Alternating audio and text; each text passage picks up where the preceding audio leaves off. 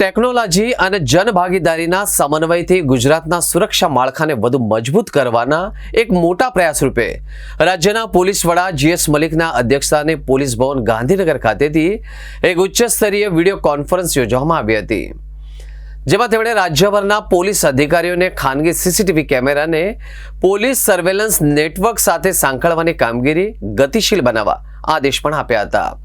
આ ઉચ્ચ સ્તરીય બેઠકમાં રાજ્યના તમામ મહાનગરોના પોલીસ કમિશનર, રેન્જ આઈજીઓ, જિલ્લા પોલીસ વડાઓ તેમજ તમામ પોલીસ યુનિટના વડાઓ ઓનલાઈન જોડાયા હતા।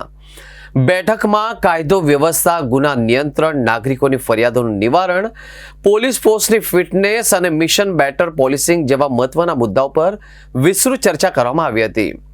દર્શક મિત્રો, ગુનાખોરી અટકાવવા, ગુનાઓનો ભેદ ઉકેલવા અને વૈજ્ઞાનિક તેમજ સમયબદ્ધ તપાસ એટલે કે ઇન્વેસ્ટિગેશન કરવા માટે ડીજીપી દ્વારા ખાસ ભાર મૂકવામાં આવ્યો હતો।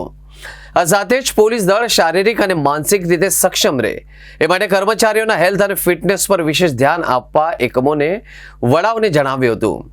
પ્રજાની સુખાકારી અને સુરક્ષાને ધ્યાનમાં રાખીને વ્યાજખોરો વિરુદ્ધ કડક ઝુંબેશ ચાલુ રાખવા, સામાજિક તત્વો વિરુદ્ધ પાસા તડીપાની કાર્યવાહી કરવા, ગેરકાયદેસર દબાણો હટાવવા તેમજ એફઆઈઆર બારીક વિગતો સાથે ઝડપી નોંધવા અને આરોપીની ધરપકડ ત્વરિત કરવા સહિતના કોર પોલીસિંગના મુદ્દાઓ પર ભાર મૂકવામાં કડક આદેશો આપવામાં આવ્યા હતા।